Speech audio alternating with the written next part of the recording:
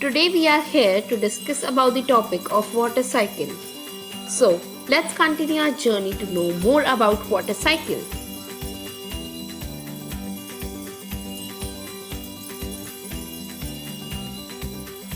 What is water cycle basically?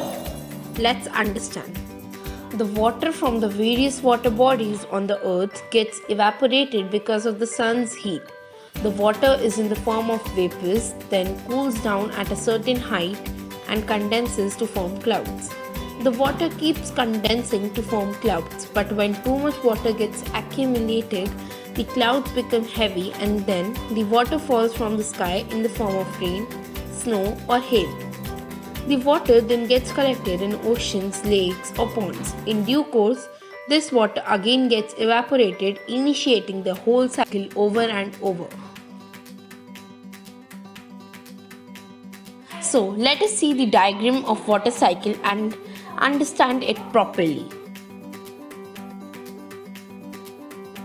Now we will study steps that are involved in water cycle. So, first step is evaporation. In this process, the heat from the sun causes the water present on the earth, seas, oceans, rivers, ponds, and lakes to evaporate in the form of vapors and rise up to the sky. The water vapors then accumulate to form clouds. Second process that takes place is condensation.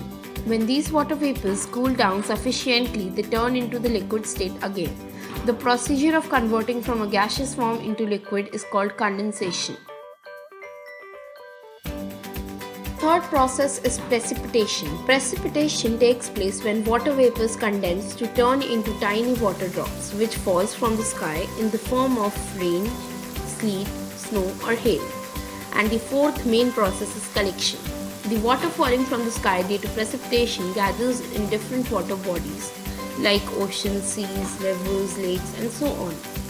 The water then evaporates again and the cycle continues like this.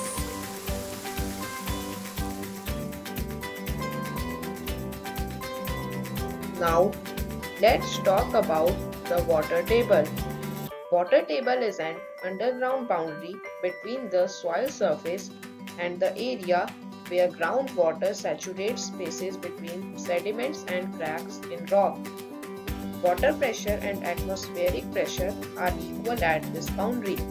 The level of water table can fluctuate considerably depending upon environmental conditions and human use. How are surface water and groundwater an important part of water cycle? Groundwater is the water present beneath Earth's surface in soil-pore spaces and in the fractures of rock formation. It is an important part of this cycle as it evaporates, forms clouds, and returns to Earth as precipitation. Surface water is the water collected on the surface of the ground. It participates in the water cycle. Precipitation and water runoff feed bodies of surface water.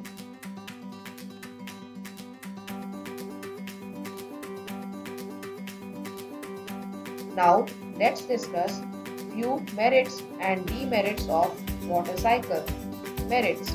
It is the life of aquatic animals and plants. It also provides fish to eat, which is a good source of iodine. The processes such as evaporation and infiltration help to remove impurities from water. Transpiration plays an important role by removing excess water from leaves.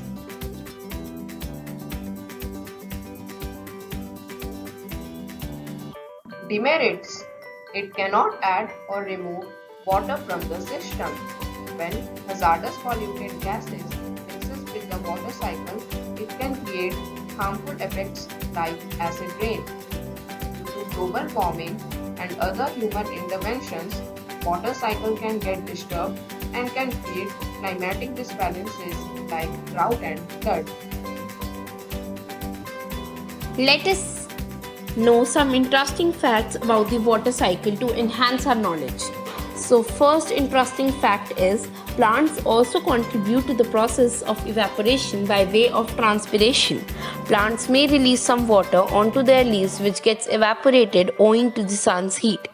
Second, some of the groundwater may sooner or later makes its way to the oceans gathering salts and minerals during the journey, thereby making the ocean water salty. Third, global warming has impacted the water cycle, causing wet places to become wetter and dry places drier. Fourth, about 97% of Earth's water is salt water. So 3% of the water on Earth is fresh water, out of which 2% exists in the form of ice caps and glaciers. Thus, only 1% of Earth's water is available for the living beings. Fifth, the process of the water cycle is reversible, which means liquid changes to vapors and the vapors condenses to form liquid again. Sixth, the water cycle is like a loop with no starting point nor an end. Activity is done by Gun Agarwal and Vagish Vaibhav. Hope you enjoyed. Thank you.